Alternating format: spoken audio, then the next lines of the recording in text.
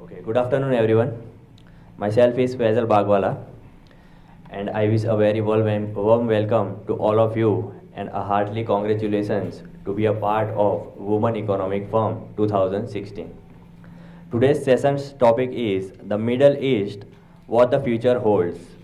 And the session will be conducted by Ayman sirs and Marina ma'am. So without waste of your time, I would like to invite Ayman sir to say about her topics. Please. Ayman Shalash. Okay. First of all, before I start, I'd like to tell everyone that I'm not here to promote hatred. I'm not here to demonize a group of people. I just want people to understand things from my point of view and from my angle. And I just want to make people think. Right, the Middle East. In order to understand the Middle East, we need to take into account a few factors. The first factor is that there are four groups of people living in their own land. You have the Arabs in the Arabian Peninsula, Saudi Arabia and the Gulf states. You have the Persians in Iran. You have the Jews in Israel, and the ethnic Assyrians, not to be confused with Syrians. They're living in the Sit region, which is between Syria, Turkey, Iraq, Iran, what some people refer to as Kurdistan. The other thing you have to take into account is that there's a Cold War, which sometimes gets hot. A Cold War between the Shias and the Sunnis. And also, there are two types of states in the Middle East. You have chief states and you have client states. There are four of them are chief states. There are Saudi Arabia, Turkey, Iran, and Israel, and the rest are client states. They listen to one or the other. Whether they have a proxy war in Yemen, the Houthis backed by Iran, Saudis backing the Sunni government. Also in Iraq, where the Shia militias are backed by Iran, Sunni tribesmen backed by Saudi Arabia, and Syria, and obviously Lebanon, Hezbollah, versus the Sunni groups over there. Now, ISIS, that was a devastating blow to the Sunnis because it gave a carte blanche for the Iranians to go in and massacre Sunni civilians with their main proxy, Hezbollah. Now, Hezbollah have committed terrorism all over the world. In Cyprus, there was a Hezbollah member caught. In Thailand, in the United States in 2011, there was the bomb plot in Washington, D.C., which targeted the Israeli embassy and a restaurant where a Saudi Arabian diplomat would frequent. To make things more complicated, there are also the Kurdish militias. Now, Turkey has a fight with the PKK, which is the Kurdish Workers' Party in southeast Turkey, and YPG is the extension. Although Turkey has warm ties with the KRG, which is in northern Iraq, KRG meaning the Kurdish regional government. So there's a clash there between the Kurds. The Kurds are not exactly a unified people, and just a point of information, some people have seen female fighters on the ground fighting the Kurdish women. What people need to take into account, this is not necessarily giving women equal rights just because they're fighting. Keep in mind that over half of the suicide bombers, Kurdish suicide bombers, were female. And as people from the civilized world, this concept of blowing yourself up is alien to all of us. So I wouldn't count that as giving women equal rights. So we should support Turkey in their fight, despite the atrocities, the human rights abuse, the women's rights abuse in Turkey. Obviously, pressure should be applied to Turkey. The honor killings, Turkey's up there with countries like Iraq and Pakistan when it comes to abuse of women, as happens in the Kurdish region as well. And the support for Turkey should be conditional. For instance, Turkey occupied northern Cyprus. There should be negotiations for withdrawal, and stop them backing Uyghur terrorists over in China. So all this needs to be taken into account. Now, ISIS. People wonder how ISIS made spectacular gains. We've all witnessed and seen all the horrible crimes they commit, particularly against women, sex slaves, female genital mutilation, and so on. They came about because the Sunnis were oppressed by the Shia-led governments in Iraq and in Syria, backed by Iran. So in Iraq, there was an insurgency after the invasion. After the civil war tailed off, due to exhaustion, they participated in elections. And in elections, the Sunnis voted for a Shia who won the most seats. Because of his stance against Iran, he couldn't win, and the Sunnis were marginalized once again. They went for autonomy. They were protesting, and they were often massacred, particularly by Shia militias backed by the Iraqi government. And so they decided enough was enough. As ISIS came in, they saw them as liberators because the Iraqi army would just round people up and under the guise of arresting terrorists. So this is how ISIS made such gains. Another thing people need to take into account, now the media, if you listen, there are people on the left that blame the US invasion for ISIS. People on the right, they blame the religion of Islam. But what people are missing is that this land of Iraq, the fight, the killing, the brutality has been there for thousands of years. If you look in history, you have the Sumerians versus the Akkadians. Who remembers in 2003 when Saddam Hussein's statue, his head, was dragged through the streets by people? Any of you remember that? Yeah? Well, in 1958, after a coup, former Prime Minister Nouri, his head was also dragged through the streets. Also, thousands of years ago, King Kish of Akkad, he dragged the head of Lagusi all the way to his headquarters. So this goes back a long way. And the destruction by ISIS on ancient Assyrian monuments. Bear in mind, the Assyrians, the ancient Assyrians destroyed the monuments of the people of previously before them.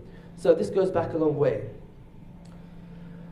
Now, on terrorism. Now, terrorism is not only obviously a Middle Eastern issue, it's a global issue. In India, they've had the Mumbai attacks. Now, what's happening, what is concerning is that in the UK, we have a leader who claims, a leader of the Labour Party, some of you Brits with the Labour Party, he claims that Hamas and Hezbollah are friends. Now, we're living at a time where the terrorist threat is not substantial, it's imminent, that could happen any time. So, having someone like him and Malia Bouattia, who was elected for the president of the National Union Students, she also supports Hezbollah. She refused to condemn ISIS.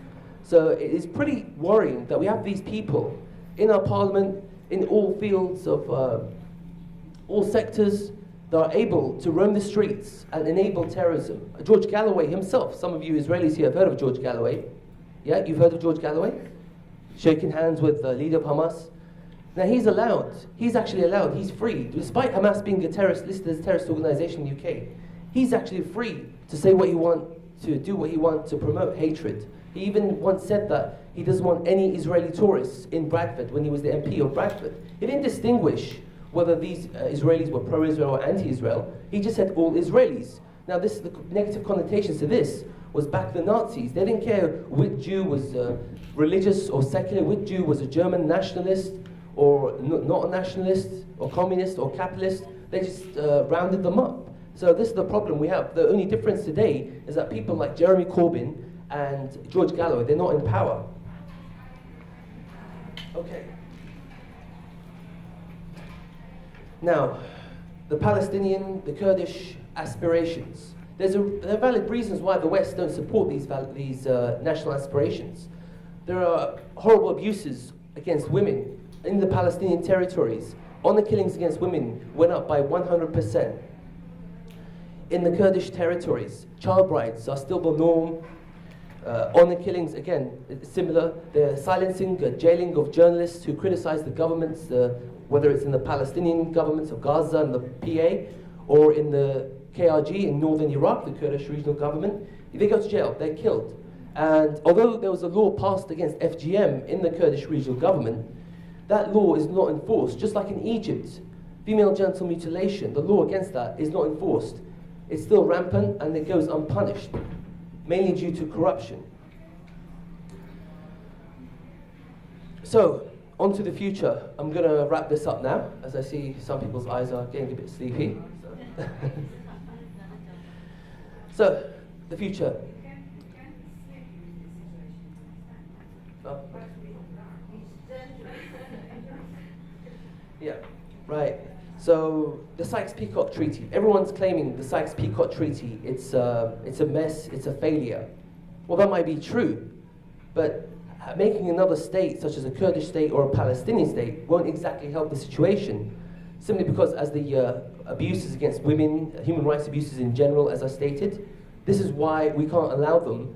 Especially the fact that some of them have terrorists in charge, such as Hamas and Fatah. So, in 100 years' time, what I'm saying is that people will look back and there'll be another mess. There'll probably be another civil war, another version of ISIS. The only thing people should support, or the Western powers should support, is a country for the minorities, such as the Assyrian Christians, the Yazidis. We've all seen what happened to them. All of a sudden, they didn't have any autonomy, any protection. Their arms, their weapons were taken from them by the Kurdish militia, the Peshmerga, and the Iraqi army, and they left them to the mercy of ISIS. So they didn't exactly save them from the brutality of ISIS. Now, what will happen? Other things will happen in the future. The minorities will likely decrease if the state isn't given to these people. There'll be a problem. Obviously, more refugee crisis. Perhaps if central government in Iran broken down, we'll have another large wave of refugees. And I, by no means, will ever demonize the refugees. The only problem we have with the refugees, if some of you remember, there were some reports over the rape, the sexual abuses of young girls in Germany and Finland. However, ISIS did promise they would infiltrate the refugees. Now, if ISIS promised to infiltrate them, we don't know who's who. It's on the personal level, if I ever saw one, just to let you know that I'm not trying to demonize them, that if I saw any refugees, I'll help them as I humanly and possibly can, as if they were family. And that's all I have to say. Thank you for your time, everyone. I shall pass it on.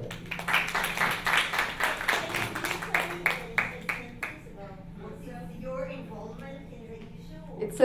It's a good question, yes. You could just say a little bit about yourself, background.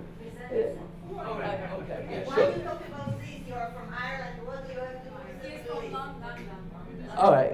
Okay. Yeah. I was born in Iraq, from Baghdad, from a Shia Muslim background. Started political writing columns and journals for various media outlets, and I'm also a political commentator. Just started, and that's who I am. And no hide by faith. Ethnically, I'm part Persian and part Arab, and I hope that answers you. I think this is the most interesting part, how you actually link to the Middle East and your perspective. So thank you, Ayman. I think I couldn't put in better words, summarize the sensitive issue, the main sensitive issues we face in the Middle East. And I came here from Israel, from Tel Aviv. I'm originally from Ukraine, from Kharkov. I was born there. I immigrated to Israel with my family when I was 7 years old, like many other Russian Jews from Ukraine, Russia. And there's something interesting that I learned about women's rights in Israel versus the Middle East. First of all, the fact that you are all here, it's not for granted. It's not for granted that you have the right to travel, to take a plane, and to come all the way here. It's not for granted that you can wear shirts, dress, long sleeves, short sleeves. It's not for granted. There are many countries, especially in the Middle East, that this is a painful topic for them. So I just want to understand which countries we have here.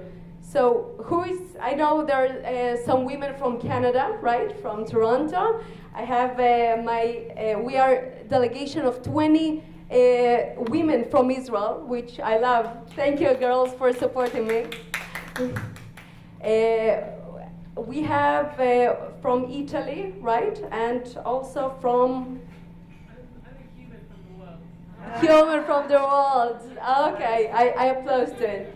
Thank you. Where are you from? From where? I'm not from the world, I'm from Norway.